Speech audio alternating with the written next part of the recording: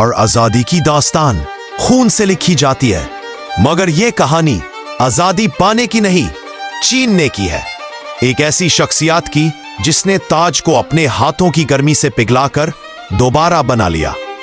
1793 France झुलस रहा था, बादशाहत का सर कलम हो चुका था, मगर इस खूनी अंधेरे में मेडिटरेनियन के एक छोटे से जजीरा कॉर्सिका से एक पतला गुस्सेला जवान निकला। नाम नेपोलियन बोनापार्ट।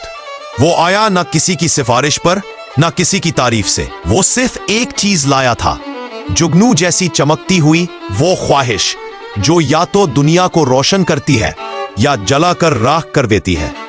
वो पहले सिर्फ एक ऑफिसर था, मगर उसकी आंखों में कमांडर इन चीफ का अक्स साफ दिखता था। सवाल यह था, क्या उसकी ये जल्दबाज हसरत उसे तबाह कर देगी? 1793 का टूलोन शहर दुश्मन के हाथ में, फ्रेंच आर्मी लाचार, बेतरतीब। तब नेपोलियन ने अपनी पहली चाल चली। उसने कहा, अगर तुम्हारी तोपों की नजर गलत है तो तुम्हारी ताकत बेमानी है। उसकी तजवीज अजीब थी। उसने दुश्मन के आर्सेनल, गोला बारूद के गोदाम को निशाना नहीं बनाया।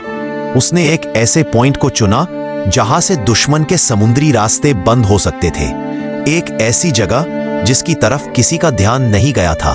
और फिर वो हुआ, एक ही बार में समंदर की राह बंद। दुश्मन घबराया, टूलोन फ्रांस का हो गया।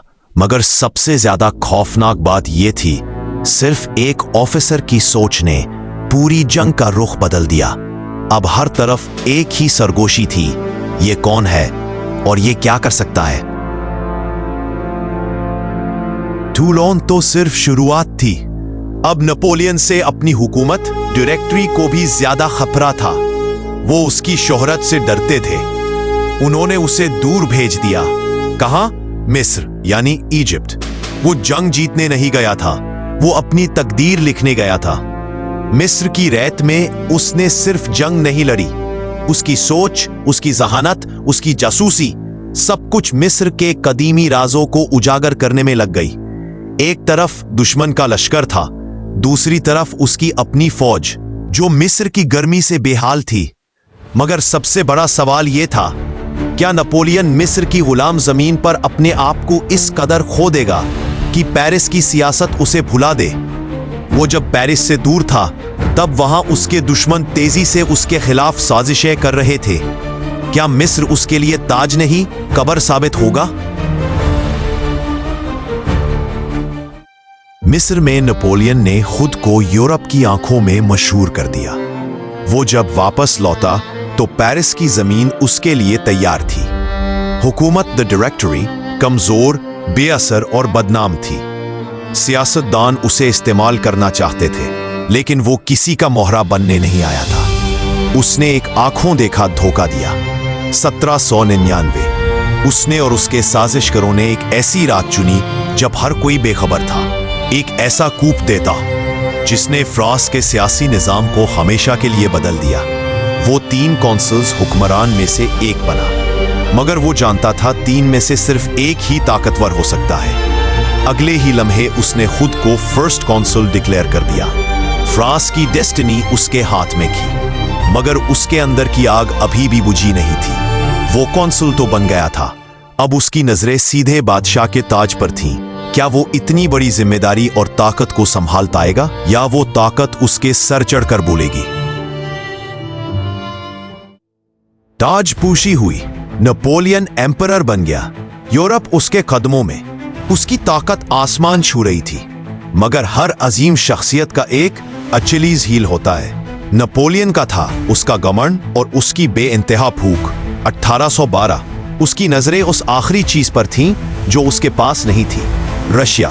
उसने 6 लाख सिपाहियों का लश्कर बनाया। यह दुनिया का सबसे बड़ा लश्कर था, मगर उसे पता नहीं था उसकी जंग इंसान से नहीं, मौसम से होने वाली थी। रशियन फौज पीछे हटती गई। उन्होंने जंग नहीं लड़ी, उन्होंने सिर्फ सब कुछ जला दिया। जब नेपोलियन मॉस्को पहुंचा तो वहां सिर्फ राख थी। उसकी जीत एक धोखा थी। बर्फ गिरी, मौसम ने उसे ऐसी मार दी जो कोई दुश्मन नहीं दे सका। उसके 6 लाख सिपाहियों में से सिर्फ 40,000 जिंदा बचे। नेपोलियन को उसकी ताकत नहीं, उसकी हद से ज्यादा भूख ने हरा दिया। वो हार गया, उसे एल्बा जजीरे में कैद कर दिया गया। दुनिया ने चैन की सांस ली, मगर क्या वो नेपोलियन था जो इतनी आसानी से हार मान जाए? 1815 वो वापस आया, सिर्फ 12 दिन के लिए। वो आखिरी बार फ्रांस का बादशाह बना, मगर वॉटरलू में उसकी तकदीर पर आखिरी मुहर लग गई। उसे दूसरी और आखिरी बार कैद किया गया, सेंट हेलेना में, जहां उसने अपनी आखिरी सांस ली। उसने हुकूमत की, ताज पहना, जंग लड़ी, मगर वो एक ही जंग हार गया। वो जंग जो उसने अपने अंदर लड़ी। वो समंदर की लहरों को चीर कर आया, बादशाहों को झुकाया, मगर उसकी कहानी का आखिरी सच ये है, दुनिया की कोई भी ताकत उसे ताज नहीं दे सकी जो वो खुद छीन ना पाया, और कोई भी कैद उसे रोक नहीं सकी जब तक मौत ने उसका हाथ नहीं थामा। अगर वीडियो अच्छी लगे तो लाइक और कमेंट जरूर करना, और ऐसे न्यू वीडियोस के लिए चैनल को सब्सक्राइब करो।